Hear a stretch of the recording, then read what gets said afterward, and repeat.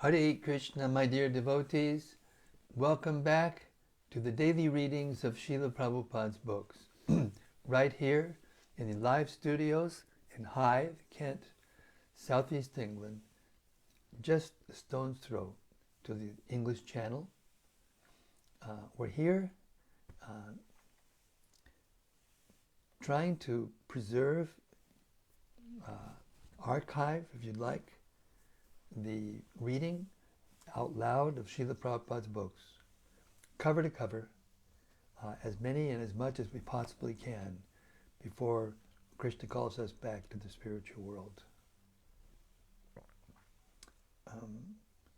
Śrīmad-Bhāgavatam Mahima Stotram by Sanatana Goswami explains what the Śrīmad-Bhāgavatam is very nicely.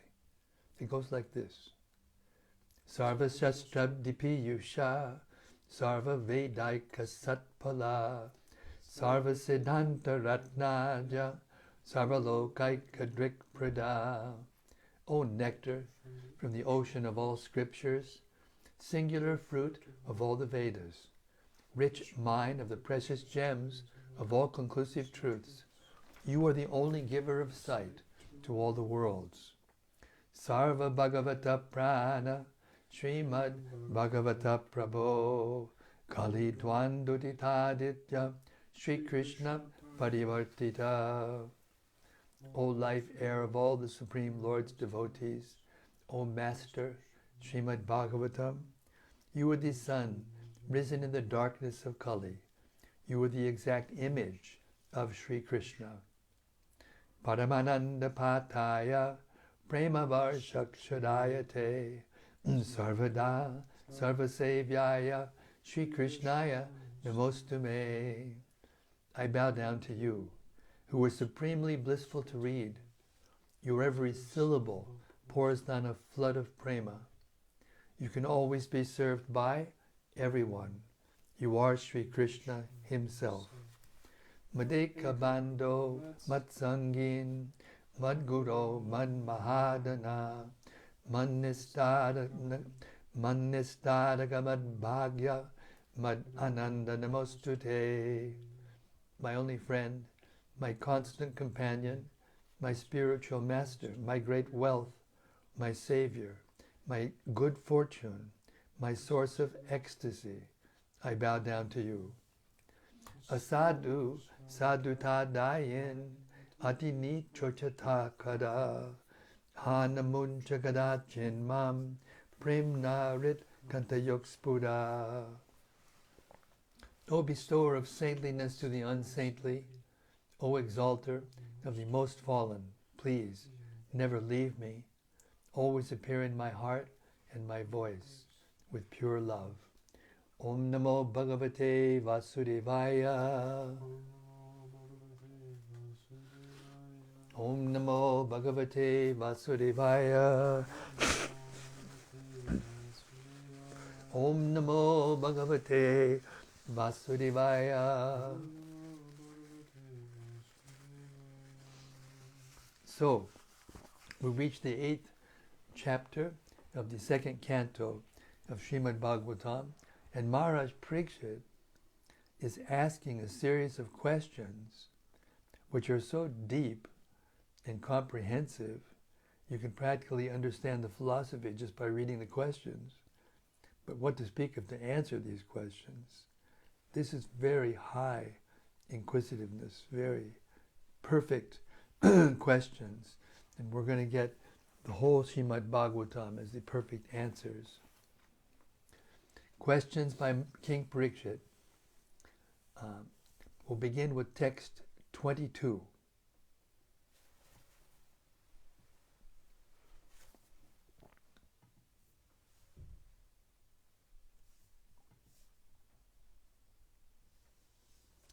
Please also explain how, merged in the body of the Lord, living beings are created, and how the infidels appear in the world.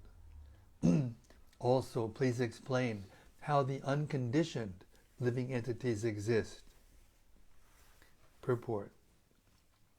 The progressive devotee of the Lord must inquire from the bona fide spiritual master how living entities merged in the body of the Lord again come back at the time of creation. There are two kinds of living entities. There are the ever-liberated, unconditioned living beings, as well as the ever-conditioned living beings. Of the ever-conditioned living beings, there are two divisions. There are the faithful and the infidels. Of the faithful, there are again two divisions, namely the devotees and the mental speculators. The mental speculators desire to merge into the existence of the Lord or to become one with the Lord, whereas the devotees of the Lord desire to keep separate identities and constantly engage in the service of the Lord. The devotees who are not fully purified, as well as the empiric philosophers, become conditioned again during the next creation for further purification. Such conditioned souls become liberated by further progress of devotional service to the Lord.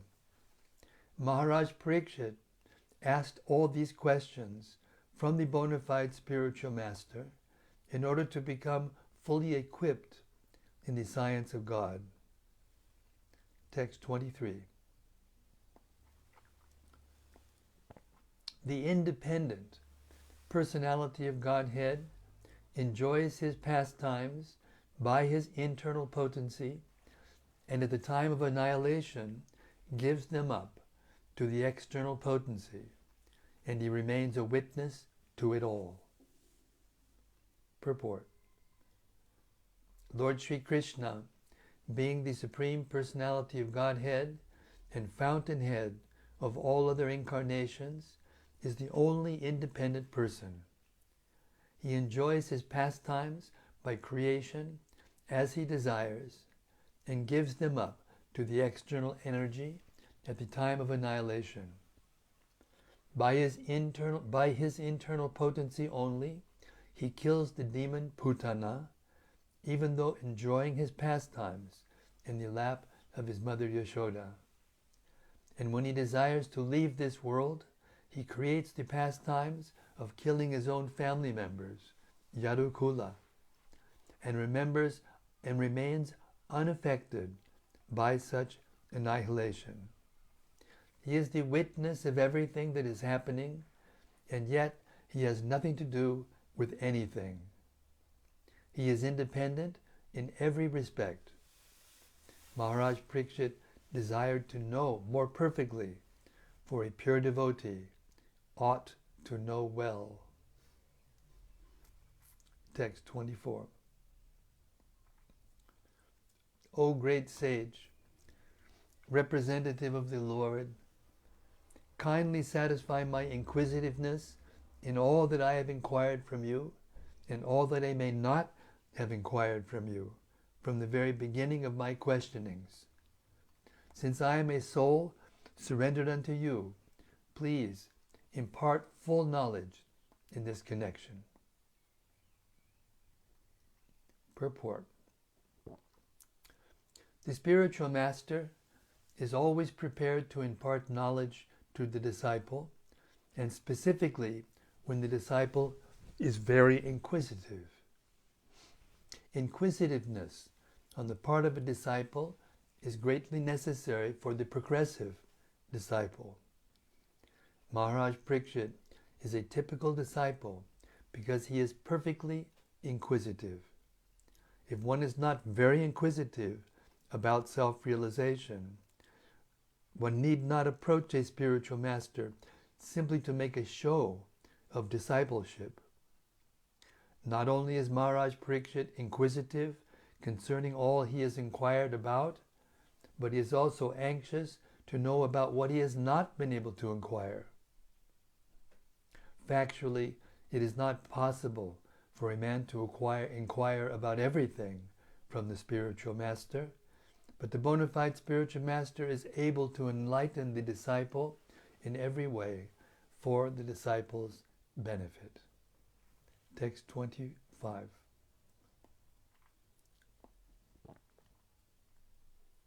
O great sage, you are as good as Brahma, the original living being. Others follow custom only, as followed by previous philosophical speculators. Purport.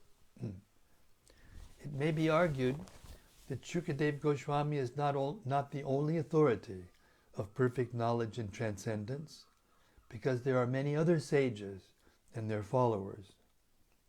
Contemporary to Vyasadeva, or even prior to him, there were many other great sages, such as Gautama, Kanada, Jaimini, Kapila, and Ashtavakra. And all of them have presented a philosophical path by themselves. Patanjali is also one of them, and all these 6 great rishis have their own way of thinking, exactly like the modern philosophers and mental speculators. The difference between the 6 philosophical paths put forward by the renowned sages mentioned above and the path of Shukadeva Goswami, as presented in the Śrīmad-Bhāgavatam, is that all the 6 sages mentioned above speak the facts according to their own thinking, but Shukadeva Goswami presents the knowledge which comes down directly from Brahmaji, who is known as Atmabhu, or born of and educated by the Almighty Personality of Godhead. Vedic transcendental knowledge descends directly from the Personality of Godhead. By his mercy, Brahma, the first living being in the universe, was enlightened, and from Brahmaji, Narada was enlightened, and from Narada, Vyasa was enlightened. Shukadeva Goswami received such transcendental knowledge directly from his father, Vyasadeva. Thus, the knowledge being received from the chain of disciplic succession is perfect. One cannot be a spiritual master in perfection unless and until one has received the same by disciplic succession. That is the secret of receiving transcendental knowledge. The 6 great sages mentioned above may be great thinkers, but their knowledge by mental speculation is not perfect. However perfect an empiric philosopher may be in presenting a philosophical thesis, such knowledge is never perfect because it is produced by an imperfect mind. Such great sages also have their disciplic successions, but they are not authorized because such knowledge does not come directly from the independent Supreme Personality of Godhead, Narayana. No one can be independent except Narayana. Therefore no one's knowledge can be perfect, for everyone's knowledge is dependent on the flickering mind. Mind is material, and thus knowledge presented by material speculators is never transcendental and can never become perfect. Mundane philosophers, being imperfect in themselves, disagree with other philosophers, because a mundane philosopher is not a philosopher at all unless he presents his own theory. Intelligent persons like Maharaj Parīkṣit do not recognize such mental speculators, however great they may be, but hear from authorities like Shukadeva Goswami, who is non-different from the Supreme Personality of Godhead by the Parampara system, as is especially stressed in the Bhagavad Gita. Text 26.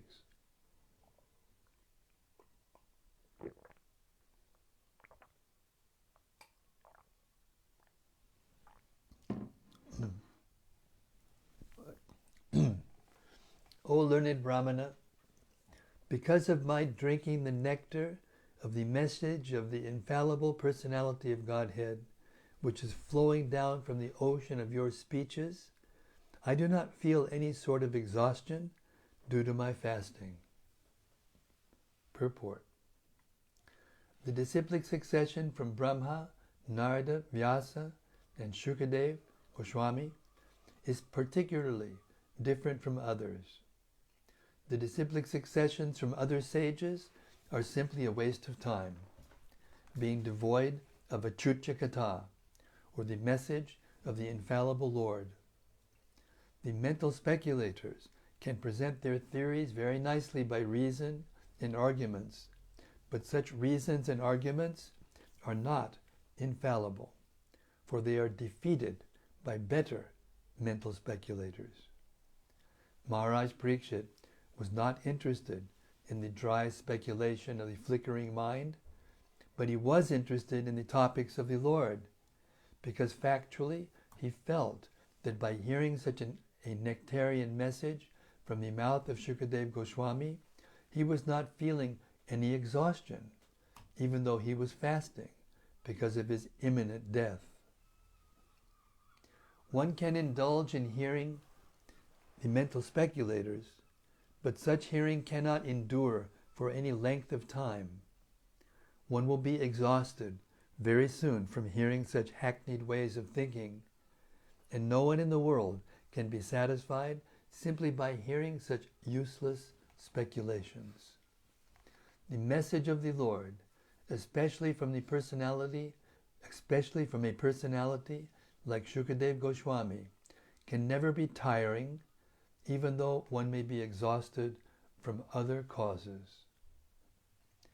In some editions of the Śrīmad-Bhāgavatam, the text of the last line of this verse reads Anyatra Kupitad Dvijat, which means that the king might be overwhelmed by the thought of his imminent death by snake bite.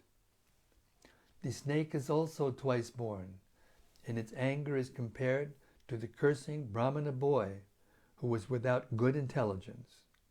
Maharaj Parīkṣit was not at all afraid of death, for he was fully encouraged by the message of the Lord. One who was fully absorbed in a Chuta Katha can never be afraid of anything in this world. Text 27. Sutta Goswami said, thus Shukadev Goswami, being invited by Maharaj Parīkṣit to speak on topics of Lord Sri Krishna with the devotees, was very much pleased. Purport. Śrīmad-Bhāgavatam can be legitimately discussed only among the devotees of the Lord. As the Bhagavad Gita was authoritatively discussed between Lord Krishna and Arjuna, the Lord and the devotee respectively, similarly, Śrīmad-Bhāgavatam, which is the postgraduate study of the Bhagavad Gita, can also be discussed between the scholars and devotees like Shukadev Goswami and Maharaj Parīkṣit. Otherwise, the real taste of the nectar cannot be relished. Shukadev Goswami was pleased with Maharaj Parīkṣit because he was not at all tired of hearing the topics of the Lord, and was more and more anxious to hear them on and on, with interest. Foolish interpreters unnecessarily tackle the Bhagavad Gita and Śrīmad-Bhāgavatam when they have no access to the subject matter. There is no use in non-devotees meddling with the two topmost Vedic literatures, and therefore Shankaracharya did not touch Śrīmad-Bhāgavatam for commentation. In his commentation on the Bhagavad Gita, Shripad Shankaracharya accepted Lord Krishna as the Supreme Personality of Godhead, but later on he commented from the impersonalist view.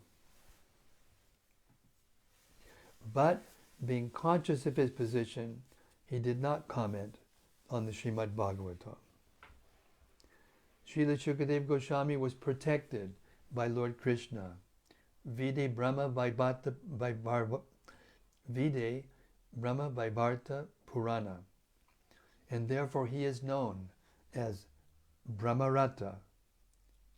And Śrīmad Parīkṣit Maharaj was protected by Vishnu, and thus he is known as Vishnurata. As devotees of the Lord, they are always protected by the Lord. It is clear also in this connection that a Vishnurata should hear Śrīmad-Bhāgavatam from a Brahmarata and no one else, because others misrepresent the transcendental knowledge and thus spoil one's valuable time. Text 28.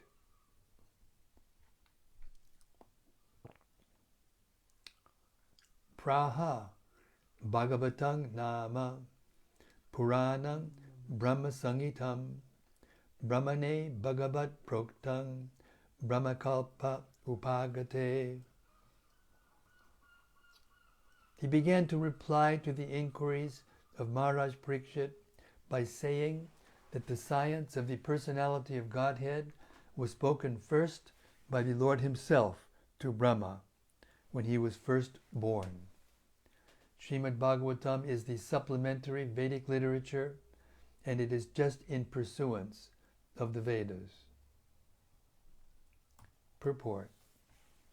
Śrīmad-Bhāgavatam is the science of the personality of Godhead. The impersonalist always tries to misrepresent the personal feature of the Lord, not knowing the science of this great knowledge. And Śrīmad-Bhāgavatam is in pursuance of the Vedas and scientific knowledge of the personality of Godhead. To learn this science, one should take shelter of the representative of Sri Shukadev and follow in the footsteps of Maharaj Parīkṣit without foolishly attempting to interpret, thereby committing a great offense at the feet of the Lord. The dangerous ways of interpretations by the non-devotee class of men have played havoc in understanding the Śrīmad-Bhāgavatam, and the careful student should be always alert in this matter if he at all wants to learn the science of Godhead. Text 29.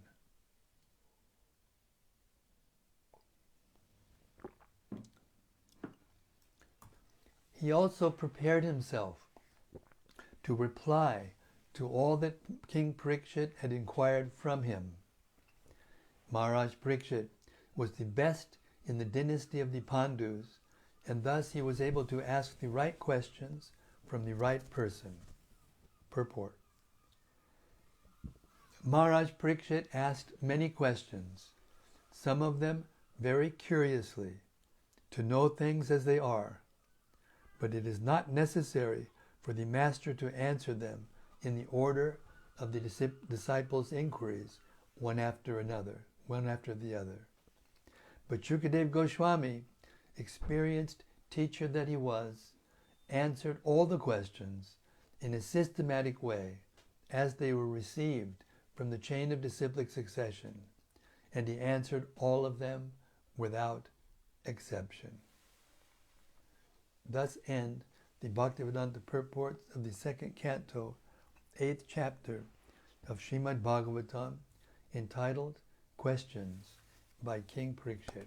All glories to Shukadev Goswami, and particularly all glories to Maharaj Parīkṣit, who knew the science of the Absolute Truth and yet inquired about it so thoroughly and so comprehensively from the self-realized soul, Shukadev Goswami, for our benefit. The Śrīmad-Bhāgavatam is the answer to these questions. And now we move on to chapter 9. Answers by citing the Lord's version. Text 1. Sri Shukadev Goswami said, O King, unless one is influenced by the energy of the Supreme Personality of Godhead, there is no meaning to the relationship of the pure soul in pure consciousness with the material body. That relationship is just like a dreamer's seeing his own body working. Purport. Maharaj Parīkṣit's question as to how the living entity began his material life, although he is apart from the material body and mind, is perfectly answered. The spirit soul is distinct from the material conception of his life, but he is absorbed in such a material conception because of being influenced by the external energy of the Lord, called Atma Maya. This has already been explained in the first canto in connection with Vyasadev's realization of the Supreme Lord and his external energy. The external energy is controlled by the Lord, and the living entities are controlled by the external energy, by the will of the Lord. Therefore, although the living entity is purely conscious in his pure state, he is subordinate to the will of the Lord in being influenced by the external energy of the Lord. In the Bhagavad Gita 15:15, also the same thing is confirmed. The Lord is present within the heart of every living entity, and all the living entities' consciousness and forgetfulness are influenced by the Lord. Now the next question, automatically made, will be why the Lord influences the living entity to such consciousness and forgetfulness. The answer is that the Lord clearly wishes that every living entity be in his pure consciousness as a part and parcel of the Lord, and thus be engaged in the loving service of the Lord, as he is constitutionally made. But because the living entity is partially independent also, he may not be willing to serve the Lord, but may try to become as independent as the Lord is. All the non-devotee living entities are desirous of becoming equally as powerful as the Lord, although they are not fit to become so. The living entities are illusioned by the will of the Lord because they wanted to become like him, like a person who thinks of becoming a king without possessing the necessary qualification. When the living entity desires to become the Lord himself, he is put into a condition of dreaming that he is a king. Therefore, the first sinful will of the living entity is to become the Lord. Therefore, the first sinful will of the living entity is to become the Lord, and the consequent will of the Lord is that the living entity forget his factual life and thus dream of the land of utopia, where he may become one like the Lord. The child cries to have the moon from the mother, and the mother gives the child a mirror to satisfy the child, the crying and disturbing child, with the reflection of the moon. Similarly, the crying child of the Lord is given over to the reflection, the material world, to lord it over as a karmi, and to give this up in frustration to become one with the Lord. Both these stages are dreaming illusions only. There is no necessity of tracing out the history of when the living entity desired this. But the fact is that as soon as he desired it, he was put under the control of Atma Maya by the direction of the Lord. Therefore, the living entity, in his material condition, is dreaming falsely that this is mine and this is I. The dream is that the conditioned soul thinks of his material body as I, or falsely thinks that he is the Lord, and that everything in connection with that material body is mine. Thus, only in dream does the misconception of I and mine persist life after life. This continues life after life as long as the living entity is not purely conscious of his identity as the subordinate part and parcel of the Lord. In his pure consciousness, however, there is no such misconceived dream. And in that pure conscious state, the living entity does not forget that he is never the Lord, but is eternally the servitor of the Lord in transcendental love. Srila Prabhupada Ki Jai. Text 2.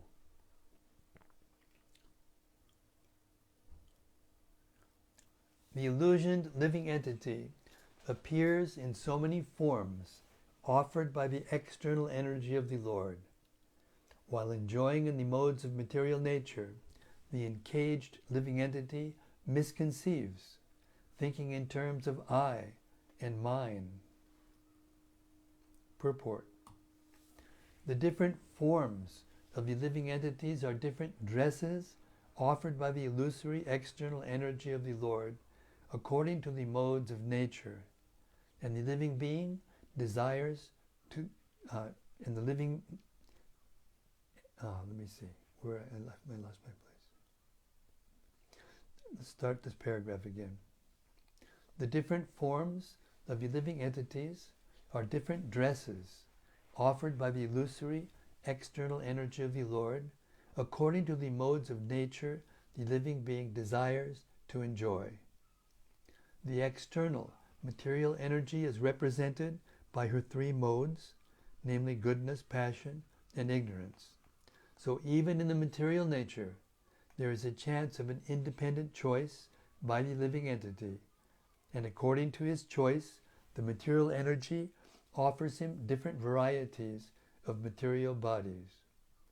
There are 900,000 varieties of material bodies in the water, 2 million vegetable bodies, 100,000 worms and reptiles, 1 million forms of birds, 3 million different bodies of beasts, and 400,000 human forms. Altogether there are 8,400,000 varieties of bodies.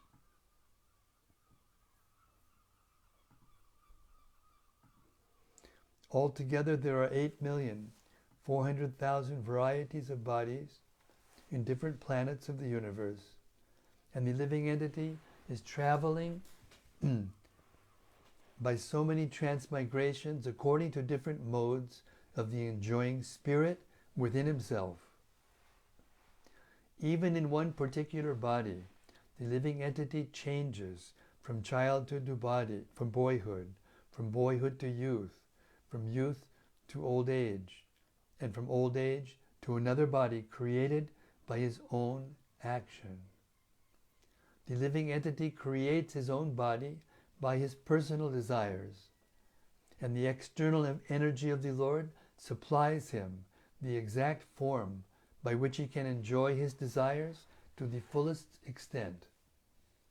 The tiger wanted to enjoy the blood of another animal, and therefore by the grace of the Lord, the material energy supplied him the body of the tiger with facilities for enjoying blood from another animal. Similarly, a living entity desiring to get the body of a demigod in a higher planet can also get it by the grace of the Lord. And if he is intelligent enough, he can desire to get a spiritual body to enjoy the company of the Lord, and he will get it. So the minute freedom of the living entity can be fully utilized. And the Lord is so kind that he will award the living entity the same type of body he desires. The living entity's desiring is like dreaming of a golden mountain. A person knows what a mountain is, and he knows also what gold is. But out of his desire only, he dreams of a golden mountain. And when the dream is over, he sees something else in his presence. He finds in his awkward state that there is neither gold nor mountain, and what to speak of a golden mountain. The different positions of the living entities in the material world under multifarious manifestations of bodies are due to the misconception of mine and I. The karmi thinks, this world is mine. And the jnani thinks, I am everything. The whole material conception of politics, sociology, philanthropy, altruism, and so on, conceived by the conditioned souls, is on the basis of this misconceived I and mine, which are products of a strong desire to enjoy material life. Identification with the body and the place where the body is obtained under different conceptions of socialism, nationalism, family affection, and so on and so forth, is all due to forgetfulness of the real nature of the living entity. And the whole misconception of the bewildered living entity can be removed by the association of Shukadeva Goswami and Maharaj Parīkṣit, as all this is explained in the Śrīmad-Bhāgavatam. Srila Prabhupada ki jai. So we're past 7:55. We'll stop our reading today and take up tomorrow at text 3 of chapter 9, Answers by Citing the Lord's Version. Okay. Now we will just wait in great anticipation of the reflections from the assembled sages. Hare Krishna.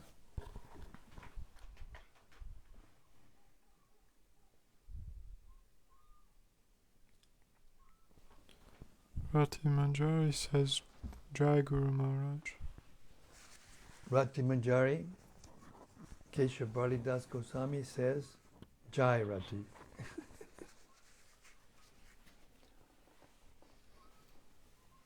And from Bhakta Christopher. Yes, Bhakta Christopher. Hare Krishna Guru Maharaj, please accept my humble obeisances, all glories to Srila Prabhupada. Jai, all glories to His Divine Grace, Srila Prabhupada. Nice to have you aboard. Sudevi Dasi says, Hare Krishna, dear Maharaj. Hare Krishna, Sudevi Dasi, my dear God sister, over there in Florida. And from Gopakanya Devi Dasi. Yes, Gopakanya Devi Dasi. Hare Krishna, dear Maharaj. These are the most loyal hearers. Huh? Sorry, go ahead. Hare Krishna, dear Maharaj, and all assembled sages, all glories to Srila Prabhupada and your daily reading service, dear Maharaj. Thank you very much. Hare Krishna.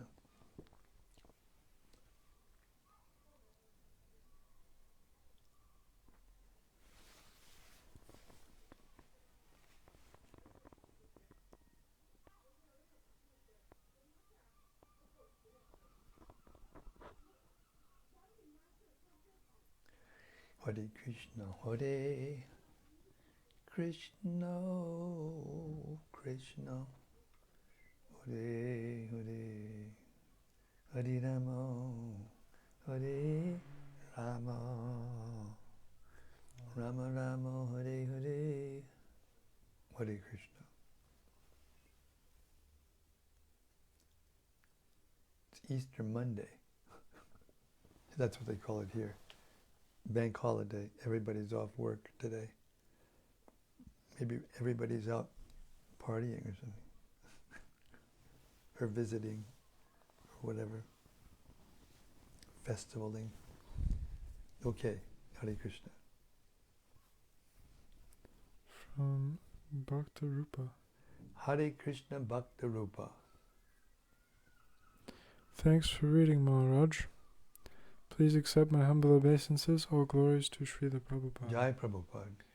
The point that the Śrīmad-Bhāgavatam can only be legitimately discussed among the devotees of the Lord jumped out this evening. Yes, it did.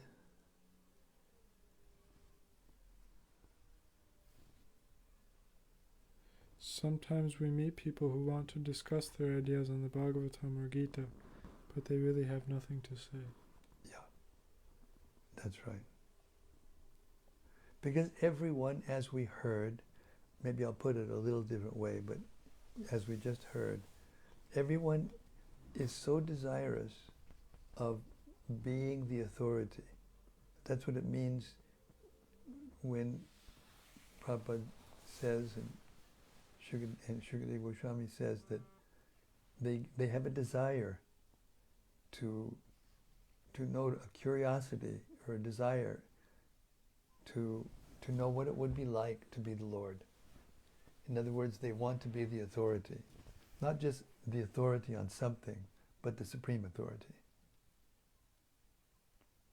And thus, when they come to the material world, the material energy gives them material to use, to manufacture different ideas and different reflections and different speculative reasoning to explain things. But they can never explain things perfectly well, because the very nature of their mind and intelligence is limited and temporary. So there you have it in a nutshell. Hare Krishna.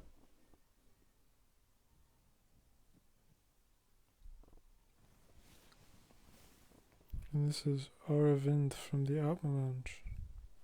Aravind from the Atma Lounge. Hare Krishna, my dear Aravind. Hare Krishna Maharaj, please accept my humble obeisances. All glories to Srila Prabhupada. Text 26 reminded me of when you read the nectarian words of His Divine Grace Srila Prabhupada. Never want you to stop reading. Well, that makes at least two of us, because I don't want to stop reading. It's my life and soul. It's the only thing that keeps me sane in this crazy world we're living in now. Hare Krishna. There's so many illogical things happening. People, attacking one another and other groups of people for no really, really good reason, except just the same old, trying to lord it over others. They have to do what we want or I want in order to be doing the right thing. So this is the only thing that gives us real sanity, because I have complete faith in these transcendental commentations by Srila Prabhupada, the purports of Śrīmad-Bhāgavatam. Hare Krishna. Thank you very much for that, for pointing that out. And from Rasika Shiromani. Yes, Rasika Shiromani. Hare Krishna. You're tuning in remotely here lately. Hare Krishna Guru Maharaj, all glories to your transcendental service to Srila Prabhupada. All glories to the devotee hearers of the topics of Krishna. Tonight we heard that Maharaj Parīkṣit had all fear eradicated from his consciousness by hearing the topics of Krishna from the lips of the Lord's representative, Shukadeva Goswami. Yes, the predominant feeling or the predominant consciousness of the conditioned soul is fearfulness.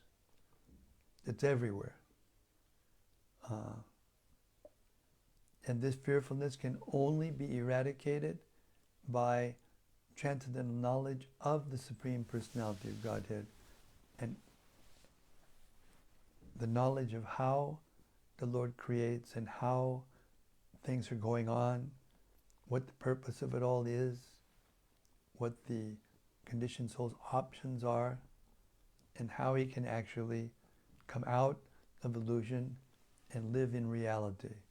This was brought up very clearly right from the beginning of the answers, that the dream is a reflection of the reality, just like the child, is crying for the moon, wants the moon, he sees the moon, Mommy, give me the moon, give me the moon, and she gives a mirror and then shows the moon reflected in the mirror, and this child goes, oh, thank you very much, and he thinks he's got the moon, but he's just got a temporary reflection of the moon. So our coming into the material world is just like that. We want to be God, which is impossible. So Krishna gives us a world, a reflected world in which we can think we are. Hare Krishna.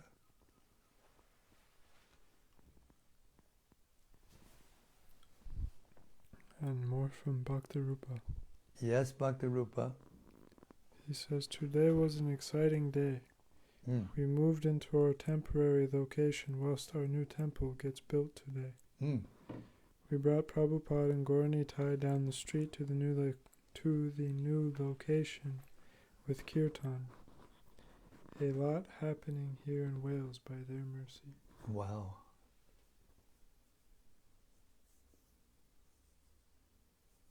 That's a big move. That means full, what's the word? Purpose-built construction, refurbishment going on. All the best to you, and all the best to all the devotees there. Hare Krishna. And from Daitari Hari. Yes, Daitya Hari Hari. Hare Krishna Maharaj, thank you very much again for tonight's reading. One thing that really stood out today for me was, quote, the child cries to have the moon from the mother, and the mother gives the child a mirror to satisfy the crying and disturbing child with the reflection of the moon. Similarly, the crying child of the Lord is given over to the reflection, the material world, to lord it over as karmi, and to give this up in frustration to become one with the Lord. Unquote. This has always been my psychological dynamic. Before being a devotee, it was always the pursuit of trying to dominate the world, failing miserably, and then wanting to not exist anymore. By coming in contact with devotees and understanding the superiority of Krishna consciousness to anything else, I still find this dynamic present in my mind. It goes from being materially proud to wanting to end personal existence. Thankfully, I found Krishna consciousness.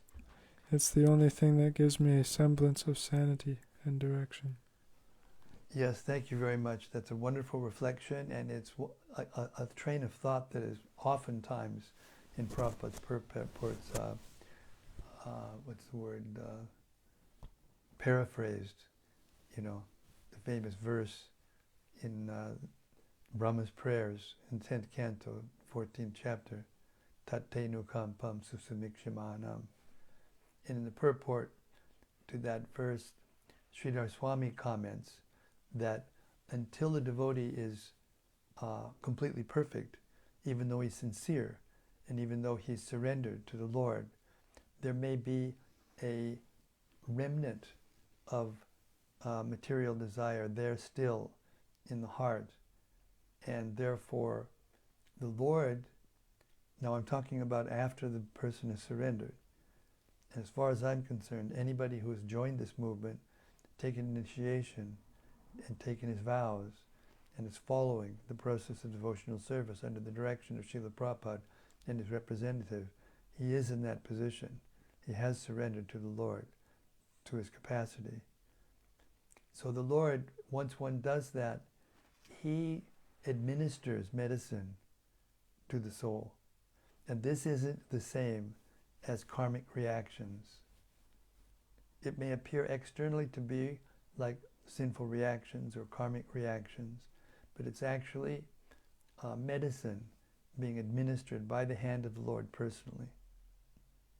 So we can take solace from that thought and stay fixed in the process, and being patient, tolerating those things, we become the rightful heir to devotional service, pure devotional service. Thank you very much for that lovely reflection. Hare Krishna.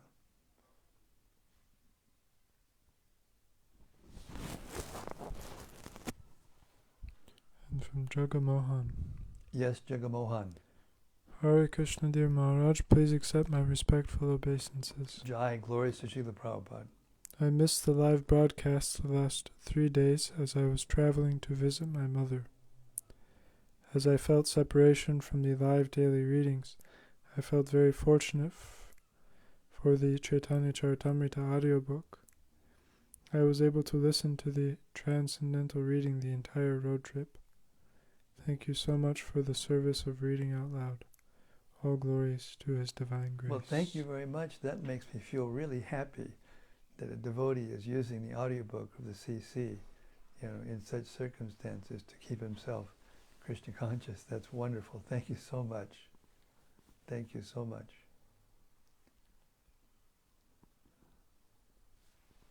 From Rati Manjari. Hey Rati, Hare Krishna. Dear Guru Maharaj, please accept my humble obeisances. As we heard that there is no higher knowledge than the Śrīmad-Bhāgavatam, and there is no use in hearing from the mental speculators because the mind is material and cannot come up with transcendental knowledge.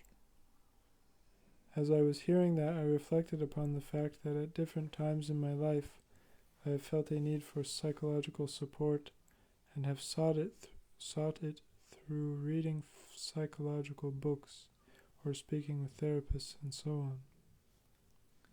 According to the Śrīmad-Bhāgavatam doctrine, that should not be necessary. Yet I sometimes feel the need to look at things from the psychological perspective. Also in my work as a job coach, we use such knowledge to try and help people to develop themselves beyond their present situation. Could you please elaborate on how devotees or people in general could use the psychological insights of today? Well, the psychological insights that you're talking about are all contained in the pastimes of the Lord's eternal associates and His spreading of Krishna consciousness, especially in the Chaitanya Charitamrita. But I think in your case particularly, this is your occupation, and therefore you may use all those things, just like we go to a doctor because we don't know, the way the body works, and we're not expert enough to know how to deal with some kind of temporary disease. So I look at it as an occupational duty that is done in order to maintain the body and soul together. Krishna tells us that sharira yatra pichate, excuse me, sharira yatra pichate. One cannot even maintain his body without working.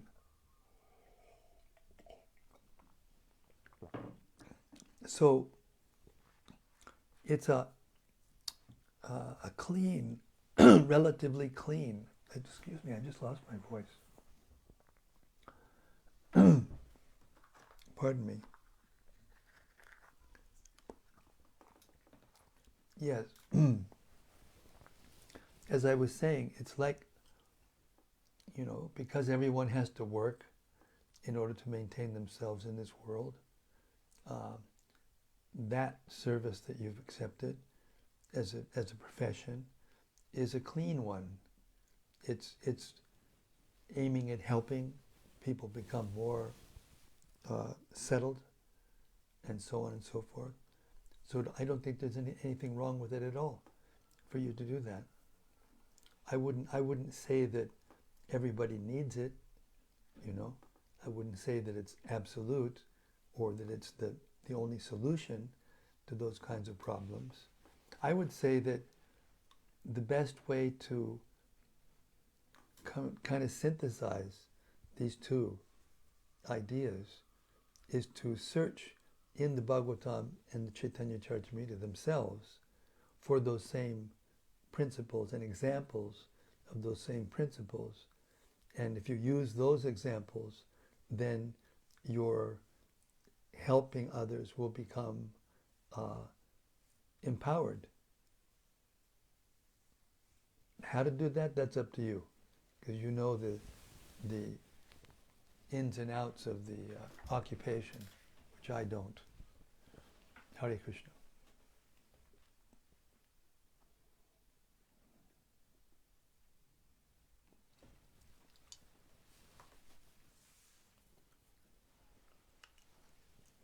All right, as usual, thank you so much for your lovely reflections and just your company, your association, to associate with others who are attached to hearing these books and hearing them together is nectar. It is the way.